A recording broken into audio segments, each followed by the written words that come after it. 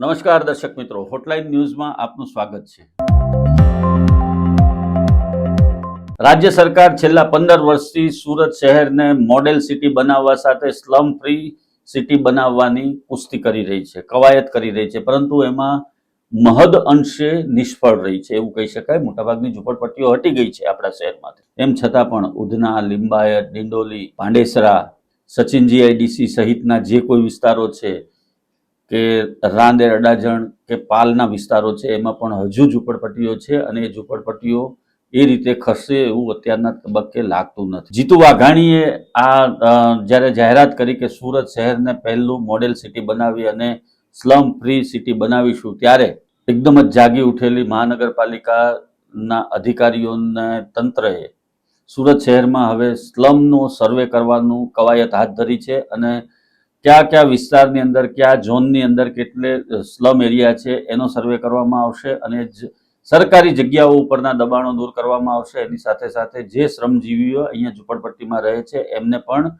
અન્ય સ્થળે ખસેડી અને એમને પોતાના પાકા મકાન મળે એવું આયોજન સુરત મહાનગરપાલિકા કરવા જઈ રહી છે। જે પ્રમાણે સ્લમ ફ્રી સિટી બનાવવા માટે સુરત મહાનગરપાલિકા કુસ્તી કરી રહી છે એને જોતા એવું લાગી રહ્યું છે કે આગામી 5-10 વર્ષ સુધી આ પાયલોટ પ્રોજેક્ટ ચાલશે તો પણ સુરત સિટી સ્લમ ફ્રી નહીં થઈ શકે। એનું કારણ એ છે કે સુરત શહેરમાં રોજગારી માટે અલગ અલગ રાજ્યોમાંથી આવતા મોટા ભાગના લોકો શરૂઆતના તબક્કામાં આવા વિસ્તારોની અંદર રહેતા હોય છે, કેમ કે એમની આવક એટલી હોતી નથી।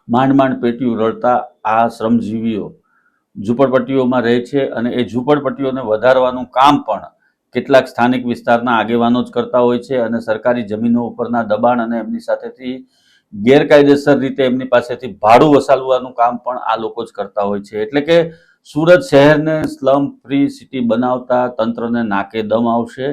ચોક્કસપણે એમાં પ્રયત્ન કરવો જોઈએ અને જેટલું બને એટલું લોકો સુધી આ સુવિધા પહોંચવી જોઈએ। આપણી પણ એ જ ઈચ્છા હોય કે સુરત શહેર એક સ્વચ્છ શહેરની પ્રતિભા ધરાવે છે, એની સાથે સાથે સ્લમ ફ્રીનું છોગું પણ એમાં ઉમેરાય અને સુરત મહાનગરપાલિકા આ કાર્ય કરવામાં સફળ રહે। પરંતુ આ કાર્ય કરવા માટે એમણે ખૂબ મહેનત કરવી પડશે, અધિકારીઓએ ફિલ્ડમાં મહેનત કરવી પડશે। એની સાથે સાથે મકાનો બની ગયા પછી, એને ફાળવ્યા પછી નવી ઝૂંપડપટ્ટીઓ ઊભી ન થાય એની તકેદારી પણ તંત્રએ જ રાખવી પડશે।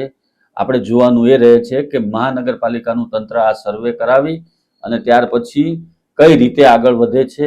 હોટલાઇન ન્યૂઝની પણ આ સમગ્ર ઘટનાક્રમ ઉપર નજર રહેશે અને સમયે આ બાબતે જે નિર્ણયો લેવાશે એ અપડેટ અમે આપના સુધી પહોંચાડીશું। ધન્યવાદ મિત્રો।